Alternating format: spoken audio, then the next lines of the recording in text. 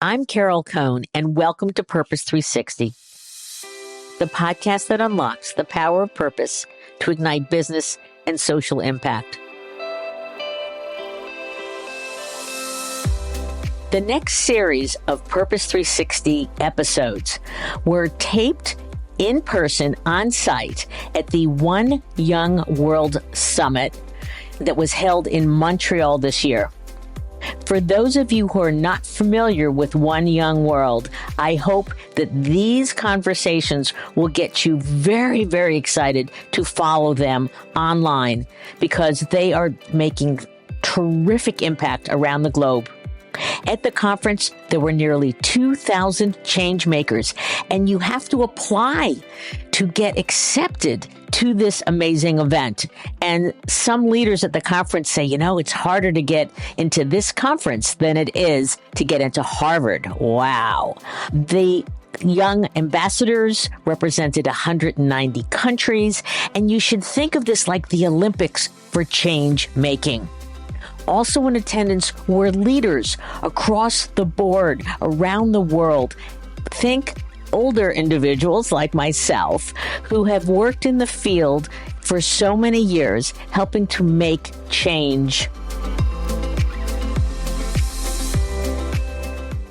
Today, I am honored to have a brilliant gentleman who spent over 15 years of his life really promoting the importance of refugees having a full life in the countries that they're moving to. And we're going to talk about this. But Per Heggenes, welcome to the show. Thank you very much. And thanks for having me. It's my pleasure. First, I'd like Per, talk about your background in terms of the various roles and then you're also on some boards because that is how you've gotten to be at the One Young World Summit. Yes, and I'm very excited about being on the One Young World board simply because we get to meet with so many super smart, engaged, passionate young people who are hell-bent on changing the trajectory and what's going on in the society right now.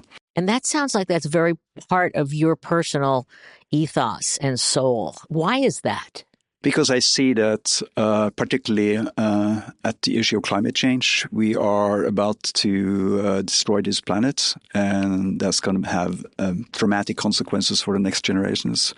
And we have very little time left to turn things around and make sure that we can preserve the planet and make it actually livable for the next generation. The planet will take care of itself. We don't need to worry about that, but it might not be livable for human beings.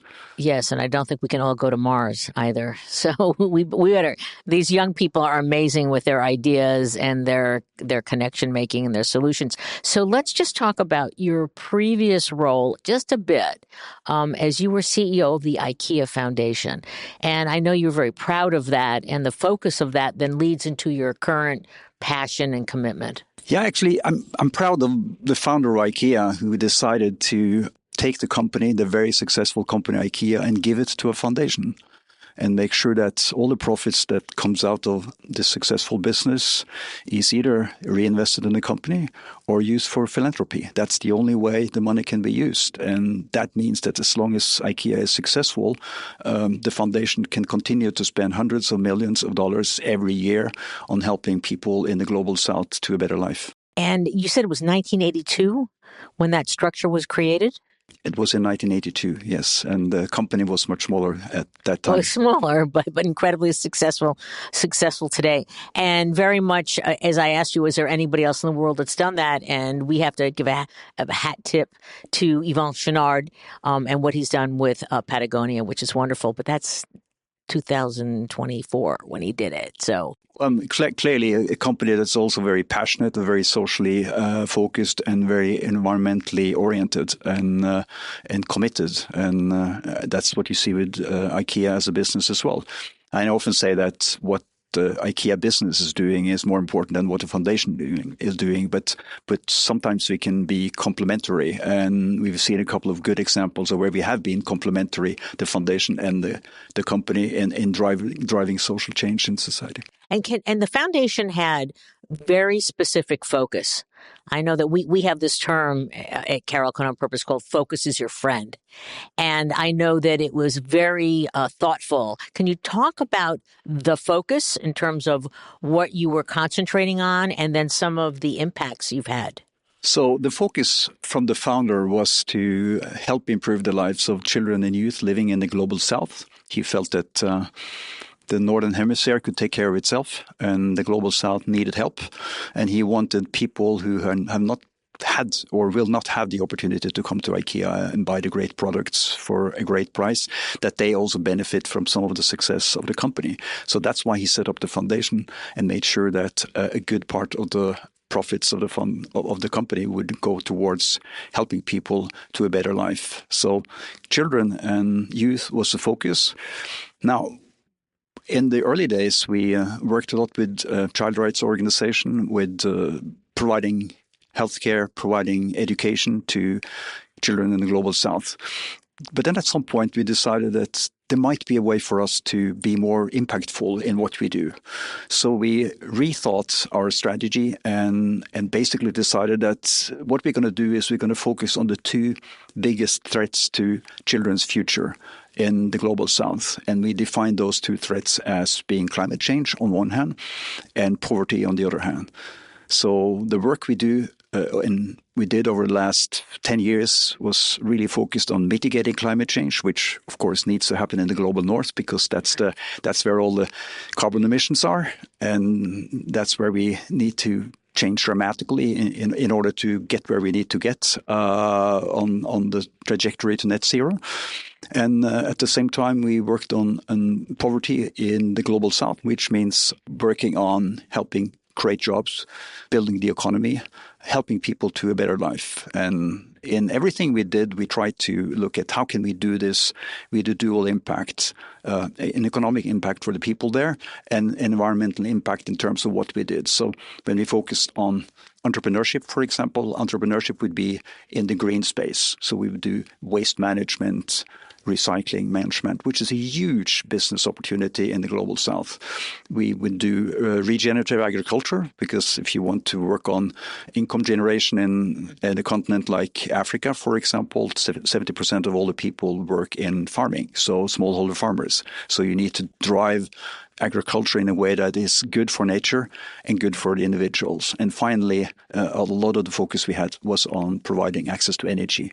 I mean, 600 million people in the world have no access to energy or very limited access to energy. And without access to energy, you can't build an economy. Right, exactly. Can you share with our listeners one or two programs or sub-programs that you are just really so proud of? I'm very proud of the work we've done in the refugee space, and I can come back to that. But as I often say, if we can't fix the climate problem, everything else we do is going to be less important, because we won't have a livable planet for the next generations. So as we believe as a foundation that business have a very important role to play in this is not about the UN and governments setting regulation and targets. This is about getting people on the ground, getting businesses to change how they operate. So an example of what we did was about 2 years before the Paris Climate Summit in 2015. So beginning in 2014, we brought the 7 leading NGOs, climate NGOs that focuses on business together and said, okay, let's work together.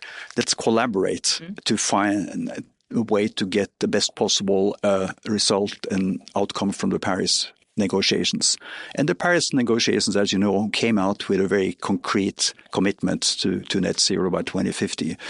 Out of that came the establishment of something called the Science-Based Target Initiative, which is basically a standard and an organization that helps businesses understand how can you maximize your carbon reduction in your type of business, and then verify the targets that have been set and then monitor that. And Science-Based Targets Initiative has been a huge success and is now being used by thousands of global companies around the world.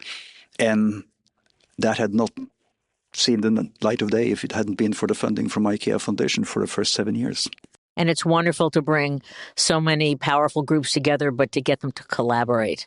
Exactly. Yeah, versus their own interests. Well, also you need to create a level playing field here. So that's very important in business, of course. And that's what we did with the Science-Based Target Initiative, because everyone can measure up against the same standard. And these standards aren't created by governments or the EU. There's a lot of work that needs to be done by philanthropic organizations to invest in development of tools, of standards, right. And also holding companies and governments to account, making sure that they live up to their promises. Because, as I said, we have very little time left. We have no time to lose. We need to push. Right, right.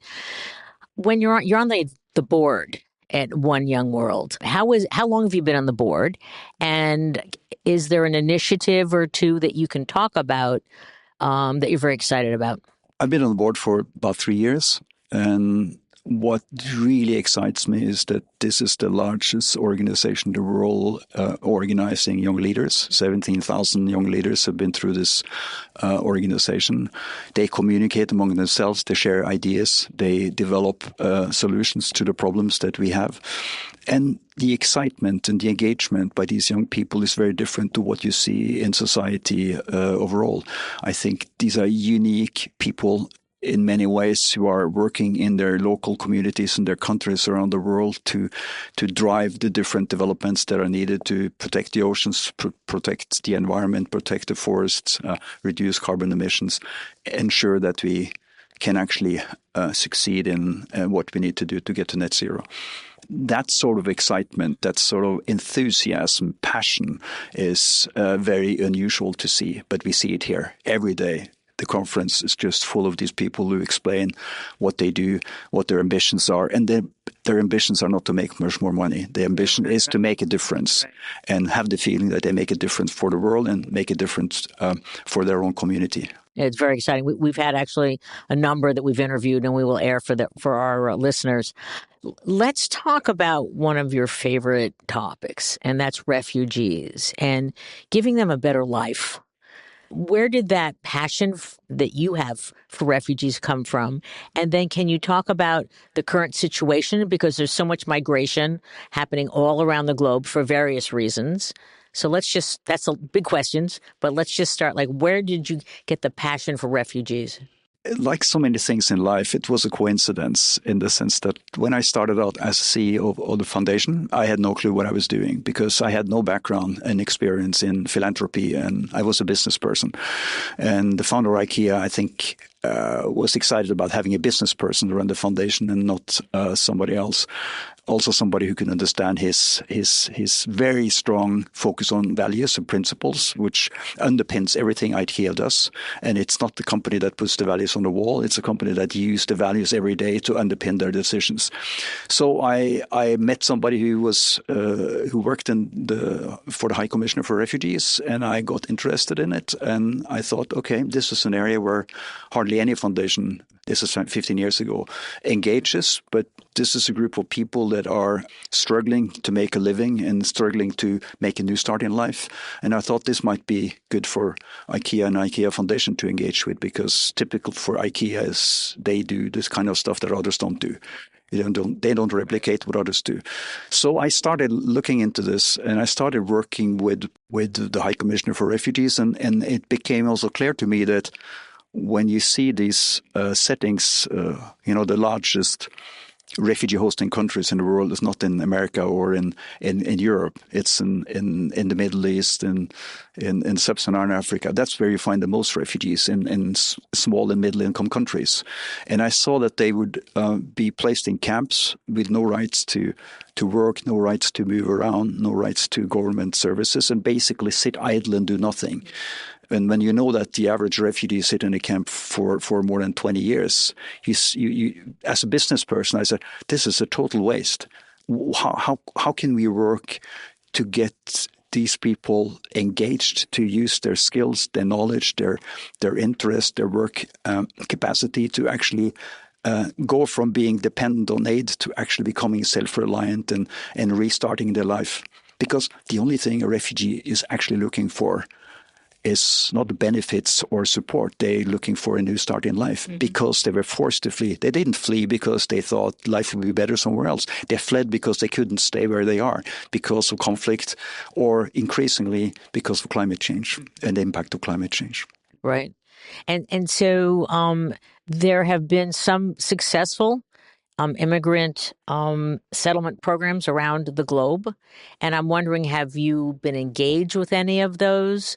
Did you help to shape any of those? Or would you just like to call them out and explain what they look like? Well, I have focused most of my time on working in the refugee hosting countries in the global south, to use that expression. And in the global south, it's really about trying to look differently upon a refugee/host community setting and look at this as a way to use international resources to drive economic development, because economic development will probably take them to a different place than they are today, and that's more sustainable over time instead of putting in aid year after year after year. If we take the discussion to the north, to Europe and to North America and to Canada, we're in Canada today, right?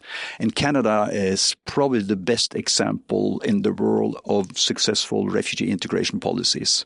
The way they do it in Canada is more effective than it's done in any other parts of the world. But we tend to think about refugee and immigration as a problem that we need to solve. But it's not a problem we need to solve. It's the situation we need to manage. And if we manage this properly, it can be an opportunity. And I give you an example of that. If you look at Europe right now, it's a population of 450 million people.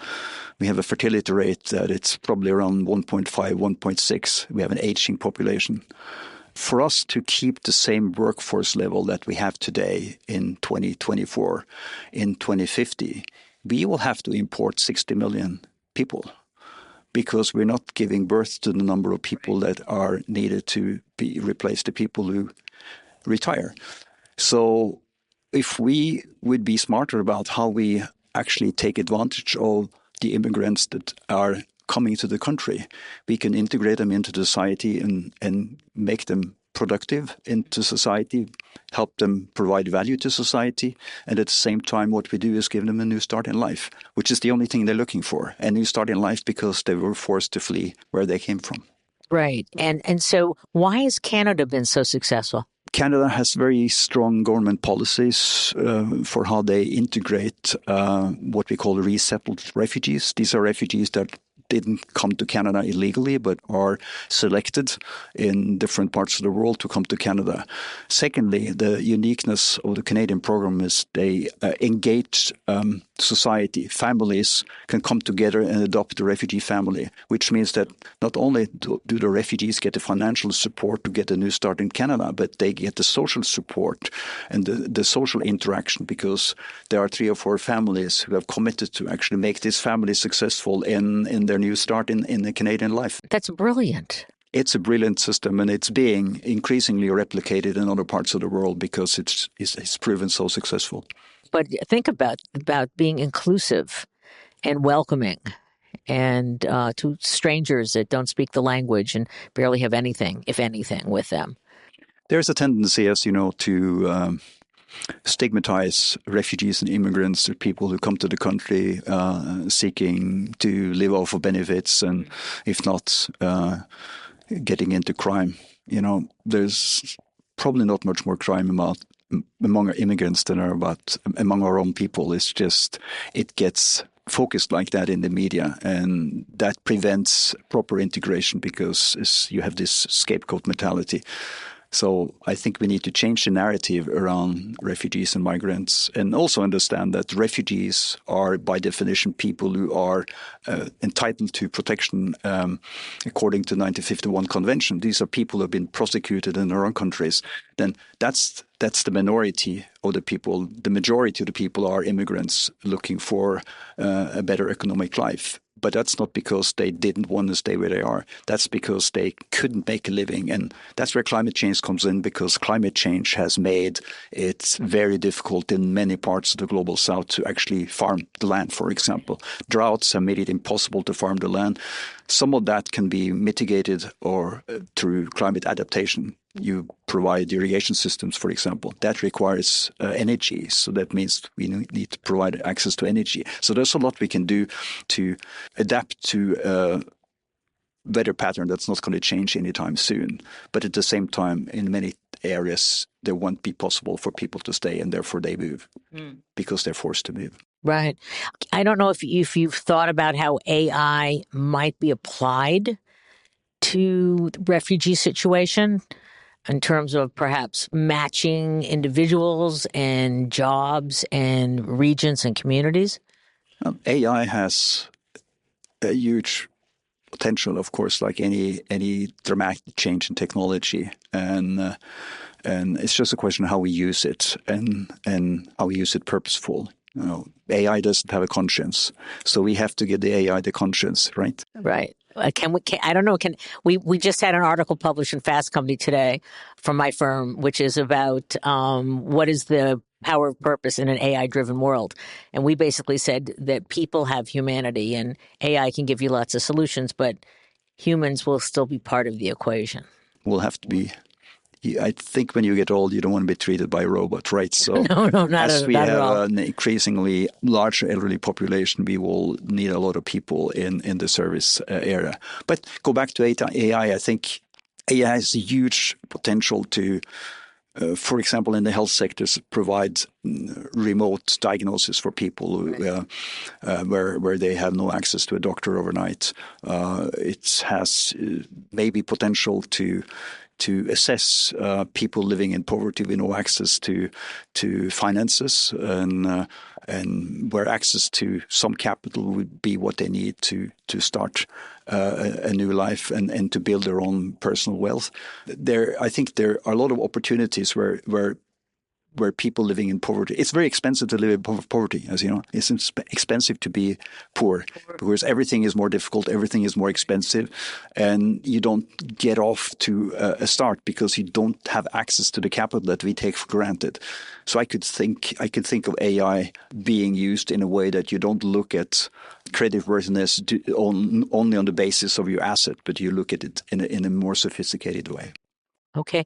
What sort of guidance do you want to give to the young people that have come to One Young World in terms of their future, their passions and such? Stay true to your passion and keep going, because when you look at climate change, the biggest existential threat to humanity, I think of this as me being the part of the first generation that every time, any time at all, felt the impact of climate change, right? But I'm also the last generation to do something about it.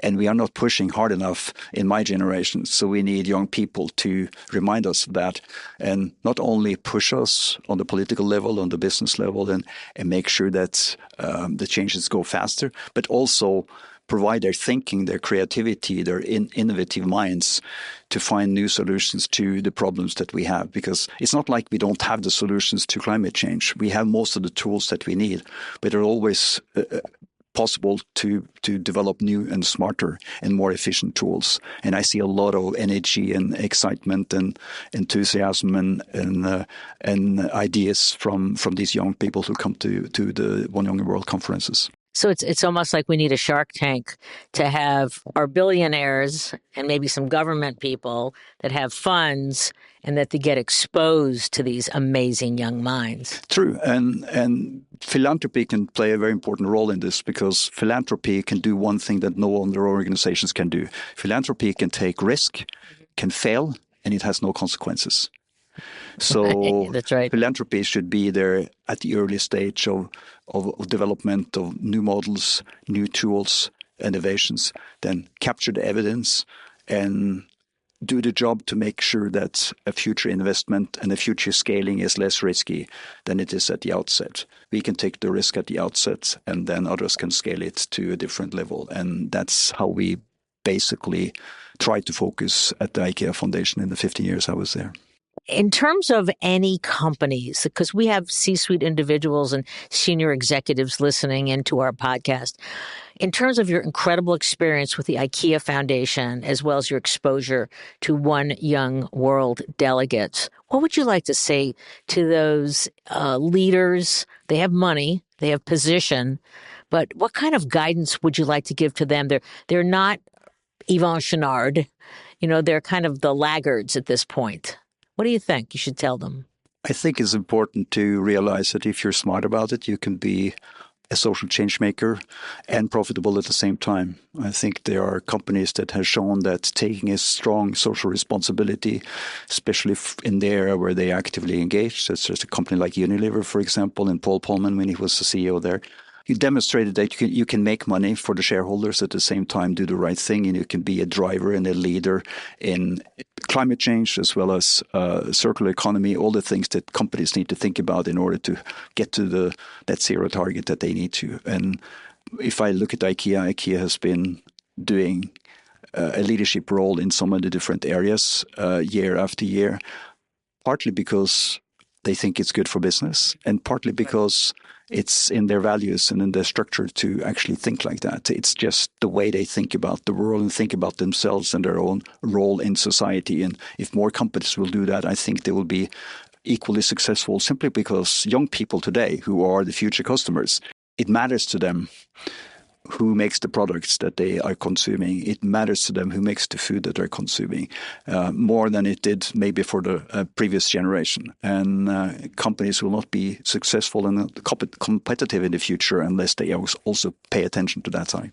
Well, I want to thank you on behalf of Purpose 360 and on behalf of just having the world work for all of your amazing efforts. So thank you, Per, and thank you for being on the show. Thank you for having me and talking about these very exciting opportunities that we actually have to make a better world.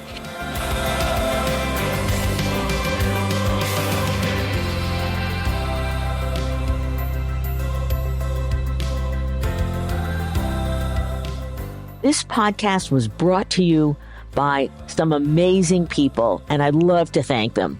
Ann Hundertmark and Kristen Kenny at Carol Cone on Purpose, Pete Wright and Andy Nelson, our crack production team at True Story FM, and you, our listener. Please rate and rank us because we really want to be as high as possible as one of the top business podcasts available so that we can continue exploring together the importance and the activation of authentic purpose. Thanks so much for listening.